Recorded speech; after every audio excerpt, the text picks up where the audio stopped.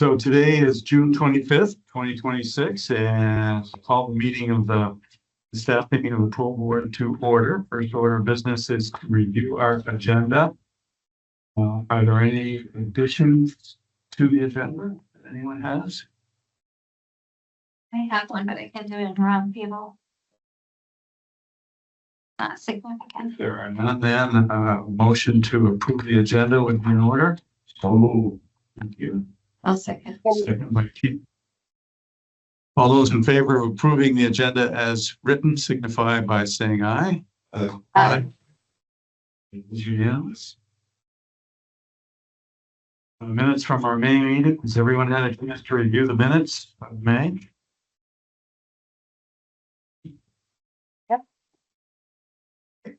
Is the links working when I can give you a link? Is that a good method for everyone?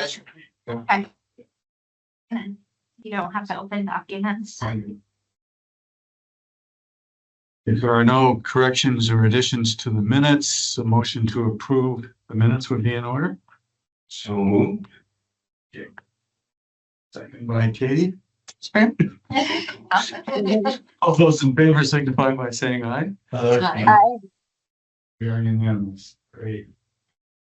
And first up today is our bringing off with Katie.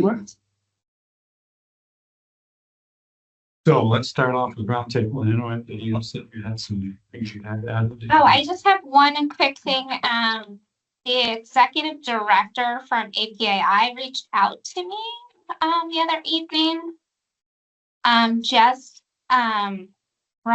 Wanted me to remind board members of the emails that come out. There was a recent one around voting because they're looking at making some bylaw changes. And there's an engagement and membership survey. They're looking for more information on what the organization can do. So just a reminder, when you get those emails, don't hesitate to participate in them. Give our feedback. Give your feedback. I filled out the engagement membership survey, even though I'm on the executive committee. I felt like I gave more input there than I have on the executive committee. The bylaw changes are pretty simple. It's around organization of the regions, and also another topic was around executive committee, how many meetings you can miss.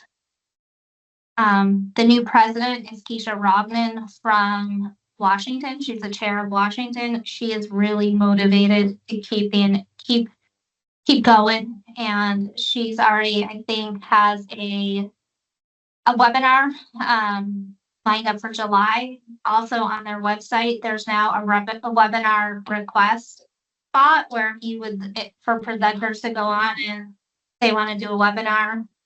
You can request to do one, and they'll look at the team will look at it and quickly have it. So there's a lot more forward initiative going on, and to be more engaged. So I just wanted to throw that out there. Also, I am going to be setting up a regional meeting probably for August. The region decided at the conference that they wanted to meet quarterly. So I'm going to try to set it up for the same, like say second or third Wednesday in the afternoon or whatever it is. And just set those all up. So when those do get set up, I'll send them to all of you, and you all are more than welcome to attend if you can.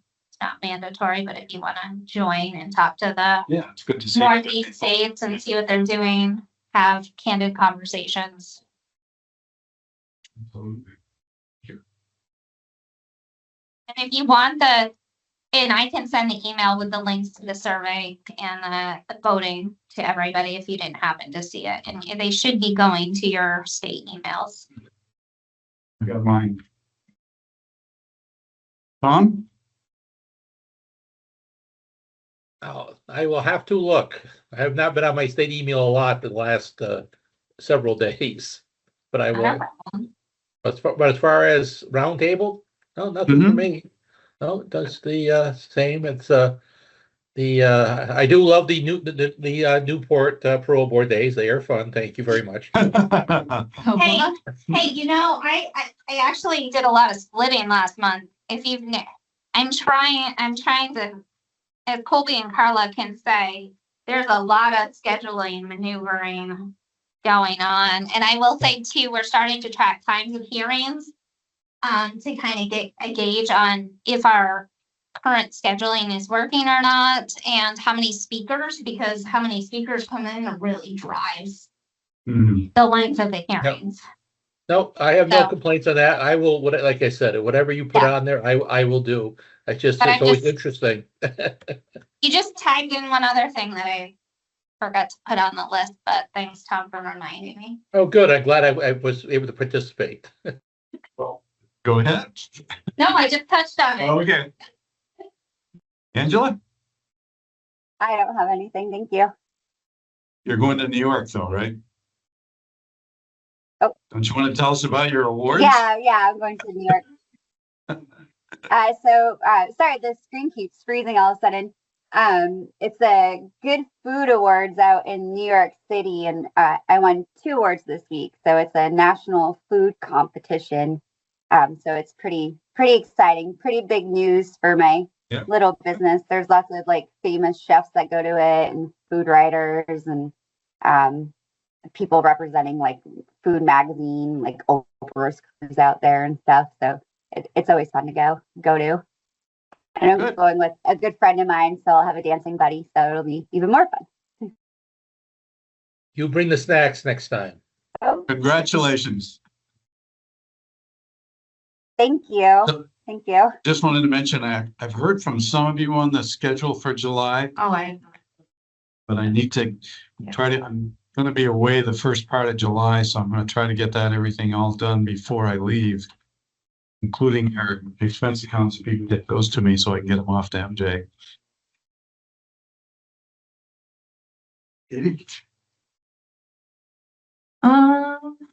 I don't really have anything except like the conference that we went to. I can tell you that it has really reframed how I look at risk, and how I sort of go about doing that. So it's been really enlightening, Mhm. and I liked it a lot. What way? Just in terms of, things I would consider as like always aggravating, maybe isn't, when you pick things apart and look at things in different ways, and how everything at the end of the day all boils down to community risk. You make that final determination. Yeah. So it definitely. Was this the SDN left? We're going to be spending some time on that in July, right? yes, that's gonna be the bulk of the meeting in July. Really excited about that. Yeah, Sure. it will be helpful to get everybody's input that went there and what's the rest of us. What else? Nothing else for me. Life got pretty crazy for me. I started my own private practice on top of supervising a clinical department at BART. So, You're still on the board for human services. and I'm also still on the board of human services. I opened my practice like 4 weeks ago, and I already have 7 clients. Wow. So, Will that eventually take over your other job? I probably, maybe, I don't know. See how it goes. You know, See how it goes. But yeah, so no, it's been good. Wayne? I got nothing. Dean? Oh, you already did yours. Berkshire decision-making framework. Okay, MJ. all right. So I'm gonna go about this a little different than we normally do, because we're not gonna talk about discrepancies this month. We will next month. Not because we didn't have any. I don't know. I haven't looked at it. Can I just ask a question real quick? We're not doing hearings on the 1st and 2nd, right? Correct. Okay. We start the 7th in July. Yep. So, like Katie said, and I wanted to touch on I've got Katie and Angela here, with any specific like highlights that they wanted to express. But I had a lot of aha moments, out in Colorado. And so there's, sorry, my thoughts are all scattered. So what I would, my big thing is, and I put in the email to all of you, if you have individual notes that you've been taking along on your guidebooks, I would love to take a copy of it. Because I want to try to combine everybody's notes, really look at where we're different. Also take all my notes. So this is what I took to Colorado with me as a blank guidebook. And I have notes all over it. So I'm going to go through that. Just some stuff as we were going through stuff, I was taking my own notes. There's also, NIC has now put out a online training for SCMF that was developed with the researchers. So it's a standardized training. Of course, the domains are a little bit different for every state. But what I'm hoping is I want to make sure everybody has NIC Learn accounts. We'll talk about that a little bit later. But I'm hoping for July that everybody can take the SCMF training. As you're taking that training, I didn't want to do it as a group because we all learn a little differently. We all process a little bit different.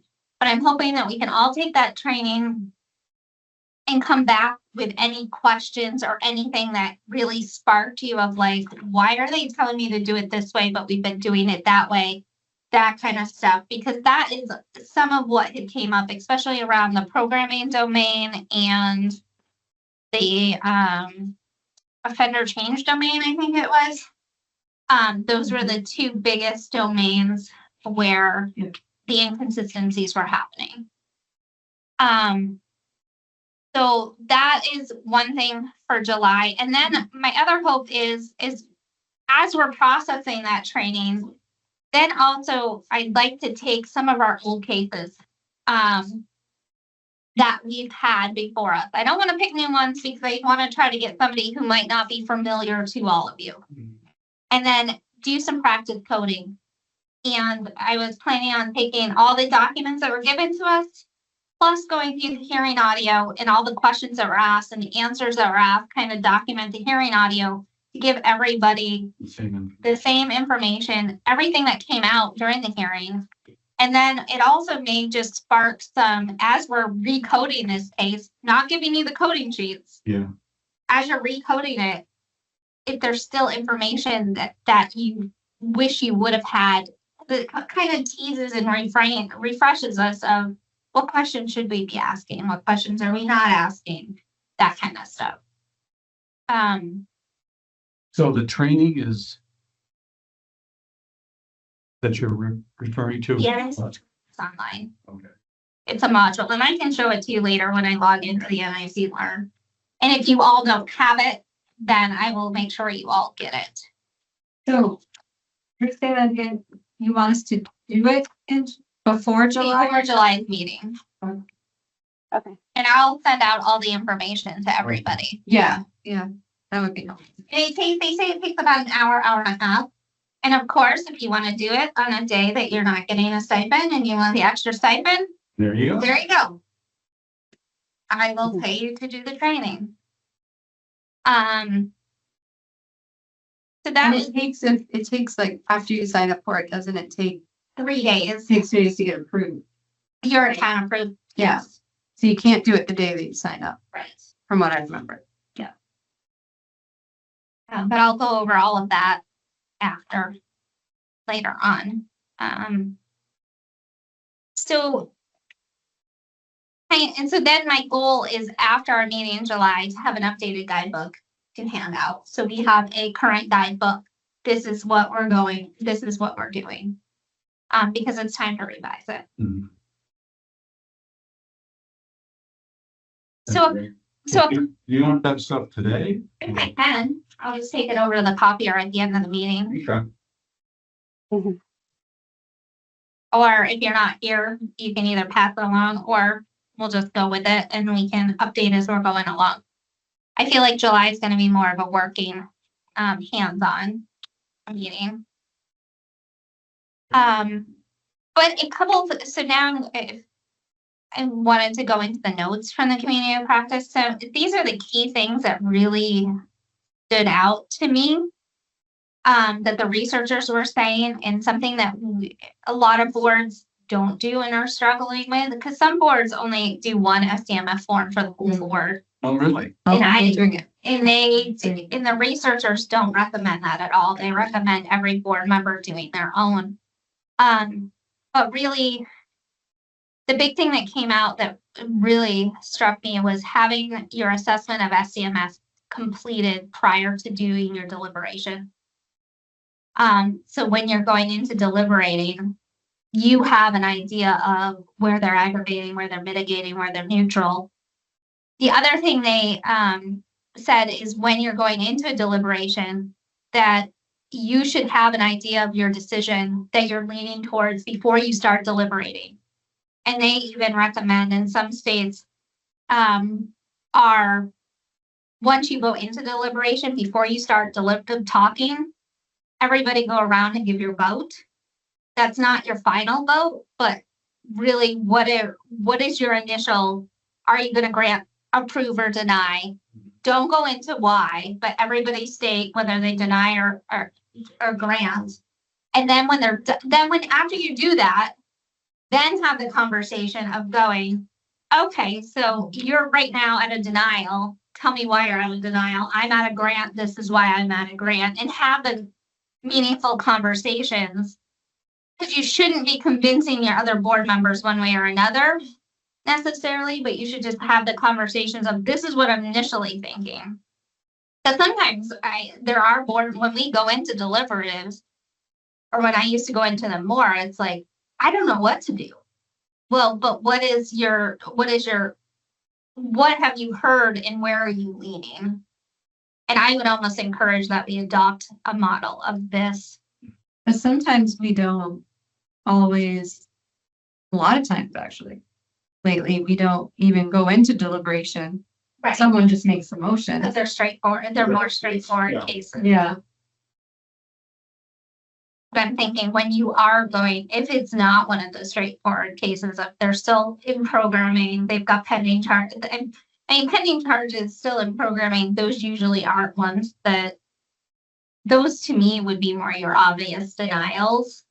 But when you are going in to deliberate, it's usually because you're unsure of what you want to do or what other people want to do, and taking those few minutes to. As a rule, when we go into deliberate, I generally will ask the other, where are you at with this? Right. And And I, then we start our discussion. And it includes myself as well. Yeah.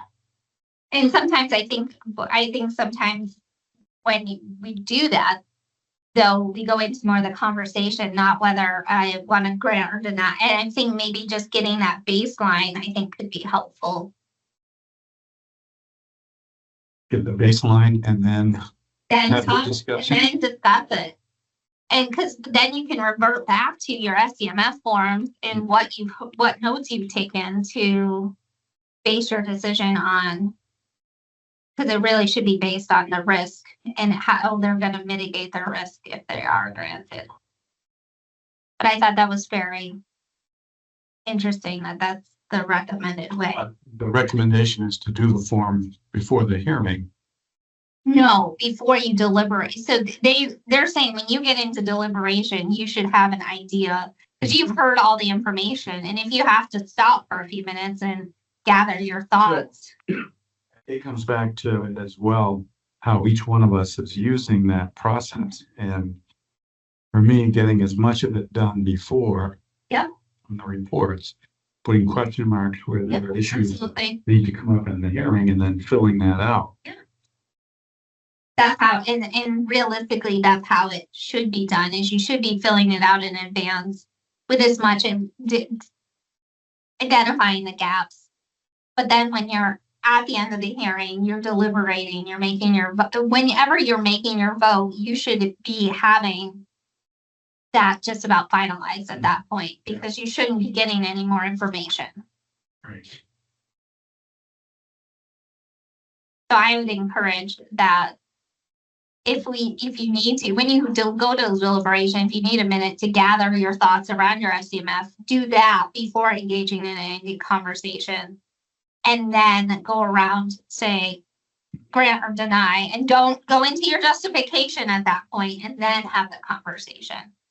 I think it might be interesting because sometimes I think just what I've seen is somebody may say, I'm gonna deny because of blah, blah, blah, blah, blah, blah, blah.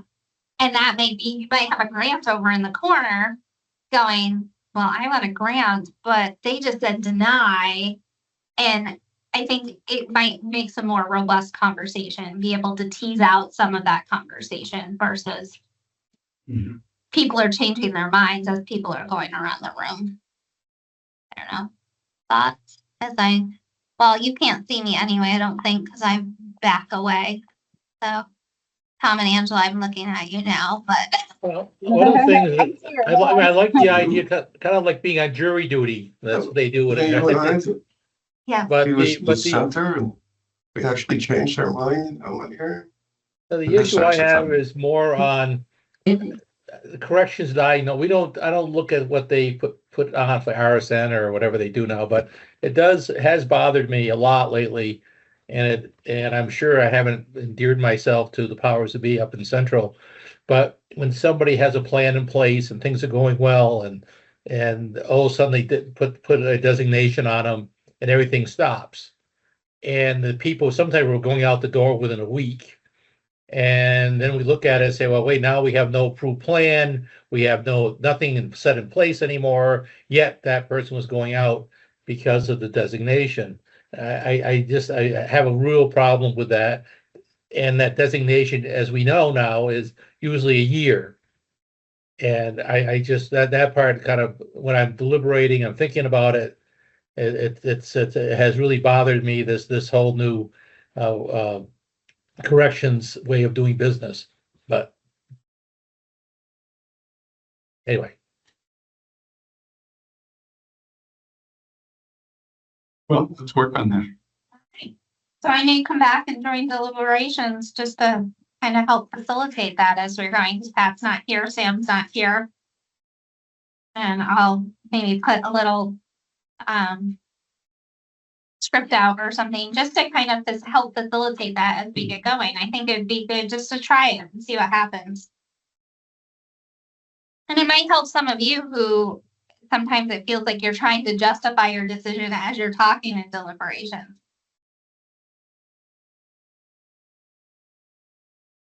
Okay, releasing to residential treatment and improved housing discussion.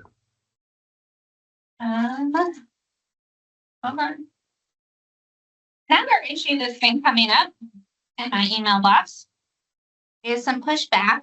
And first of all, so as a disposition of custody status hearings, preliminary violation hearings, and final violation hearings, a lot of time PRO is coming and saying, we would like a condition that this individual shall be released directly to a residential treatment facility, but we would like condition 16 suspended so they can go to residential treatment and work on obtaining approved residence while they're at residential treatment. DOC is pushing back, and if condition 16 is still in effect, they want them to have that approved residence before they go to residential treatment. So I wanted them here to have that conversation as well. And they could be here.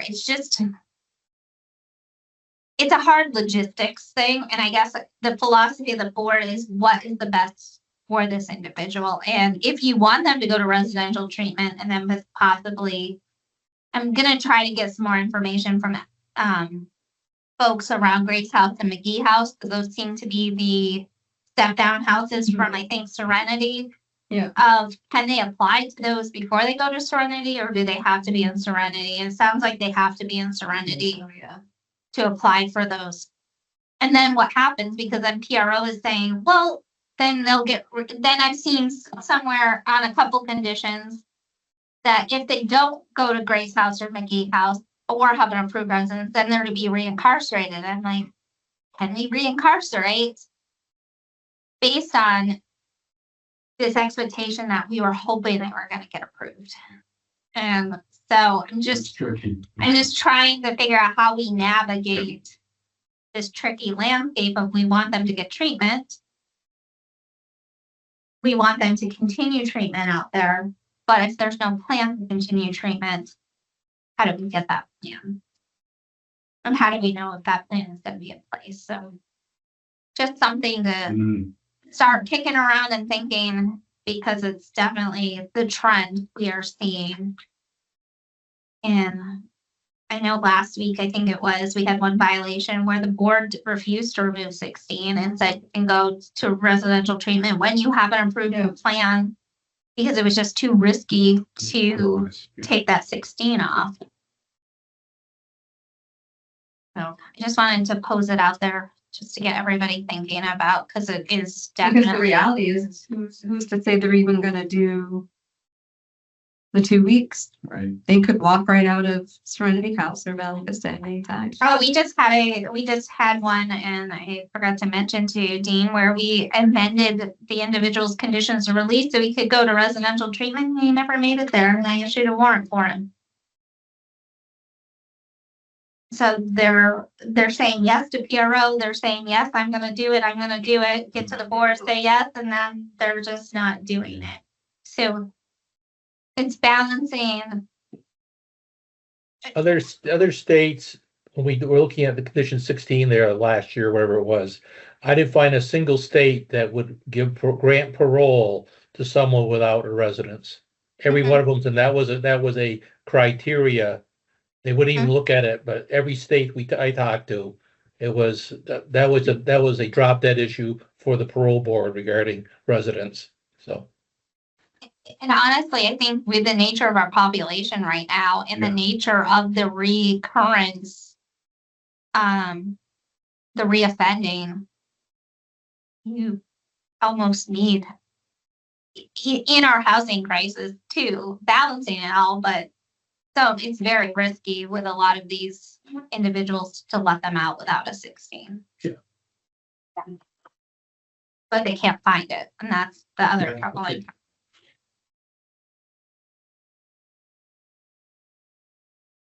I think we're in agreement on that. So I just thought I'd throw that out there, just of the new trend that's coming up It's a lot. definitely something that the lawyers are trying. Yeah. It's the lawyers that are trying it for sure. Issue, yeah. Yeah, lawyers.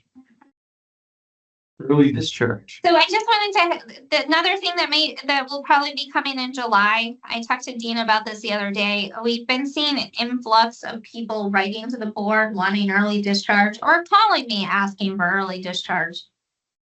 And DOC is not submitting them for early discharge. Some of these might be sex offenders because DOC will not submit anyone for early discharge that's a sex offender. So for July, I'm gonna gather all of these, bring them to the board, see if I can get some input from DOC. And we may have an influx of looking at early discharge requests. So I just wanted to give everybody just a heads up of what's coming. So just as a reminder, if they're writing in like that, it's going to be a discussion that we all have at staff meeting to decide whether to schedule a hearing. Will we get told why the PO is not come forward? Why the PO? Well, I'm gonna ask for their input. Okay. And if they choose to tell me. I'm just wondering, like, why? Yeah. So other things that I've noticed is some offices don't have a philosophy. It's the inconsistency of DOC offices sometimes too, where some offices just don't put people forward for early discharge. I've seen that happen in the past too. Agreed.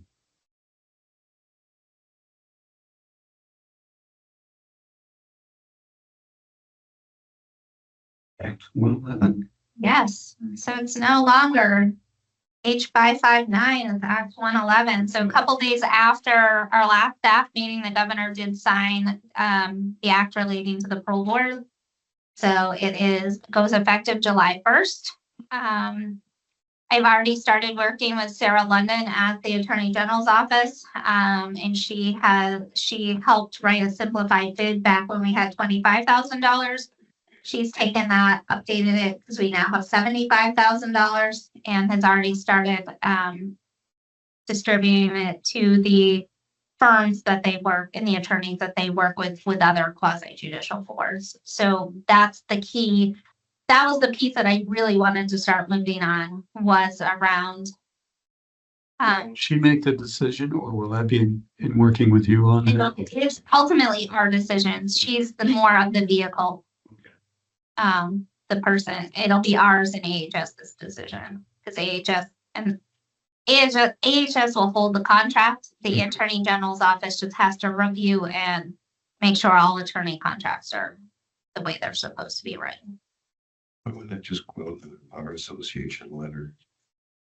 We tried that with 25,000, so I don't know what 75,000, but we figured there wasn't enough interest last time, so I don't know. Now. Yeah. She's arguing their typical conflict people or whatever. I would think Yeah. a broader spectrum, the entire bar association Right. might get somebody that wants the job. And if we don't like them, we can ask. Yeah, And I can but I'm just ask. saying, at 75,000, I'm seeing a guy that's going into early retirement says, ooh, there's a nice little nest egg I can do on a part-time, full-time basis, or somebody starting on hanging a shingle saying, boy, that'll support my office. She's Yeah. got a background in some part of the criminal justice. Yeah, and Right. this, and it really, the contract is gonna be targeted specifically around due process parole violation training. That's gonna be step one. They're not gonna do our litigation at first. The assistant attorney generals will still do our litigation. Good. The other thing around that is, I'm also looking at, there is the new clause around training about working with DOC to identify trainings for the board. I just wanted to let you all know that, DOC is putting on a training, for their new POs that I am planning on going to. I asked to sit in. It's called Foundations of Community Corrections. It goes through like all kinds of pieces of it, their community corrections. So depending on what is said there, because it goes through,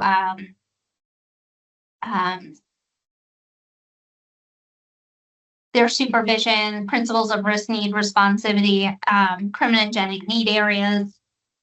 That I wanted to go see what they're being trained, because some of that information could cross over to the board. And I thought it may be one of the first areas of some cross training. Yeah. So that's in August. So one other piece as I'm looking at training. Also, it goes into the new language around the governor consulting about appointments. I don't know if that's why I'm glad that I'm now getting a lot of more communication with the governor's office. But I don't think it's because of the act, but maybe it's just because I've been more. Look, they're still here. I've been thinking wheel a lot lately. Good. Unfortunately, Dean wants to retire.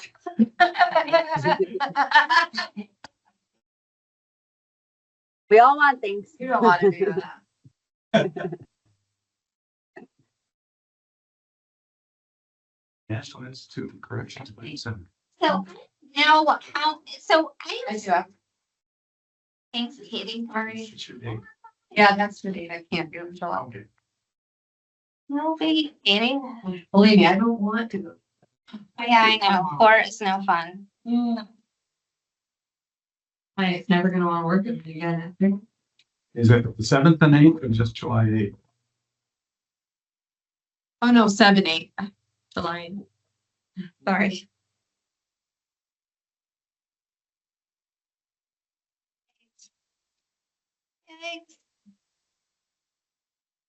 So in, Bye, everyone. Thanks, Katie. Yeah, thanks, Katie.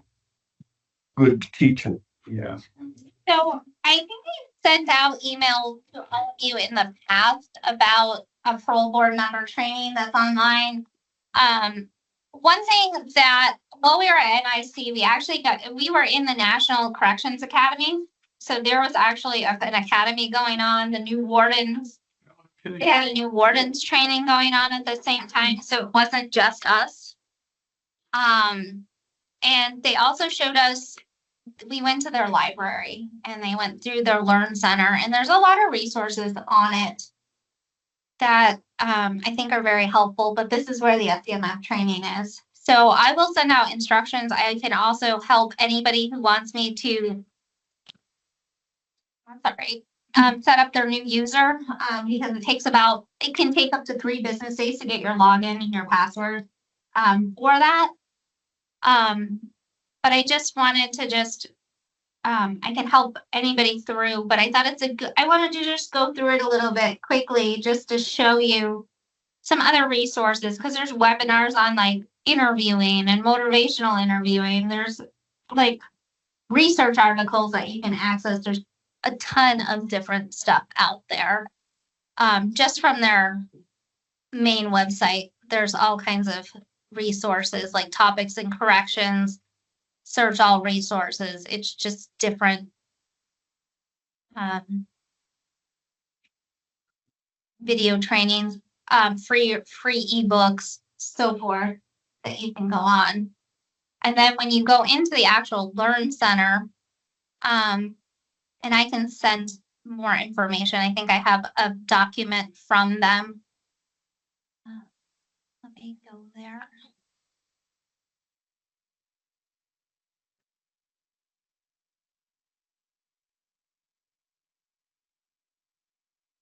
So I'm already a user. I had to reset my password this morning. They have 16 character passwords, and I'm like, oh, 16. yes, 16. I'm already logged in from before. So up at the top, you can search. So what I've done when I've gone in here sometimes is I just search Parole in learning.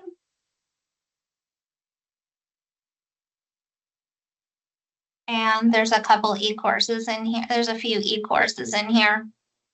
But the structured decision-making framework for parole board members is the course. And I'll start it.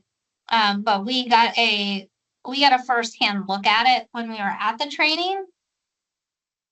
And it's pretty, it took them 3 or 4 years to develop because they wanted to develop it correctly.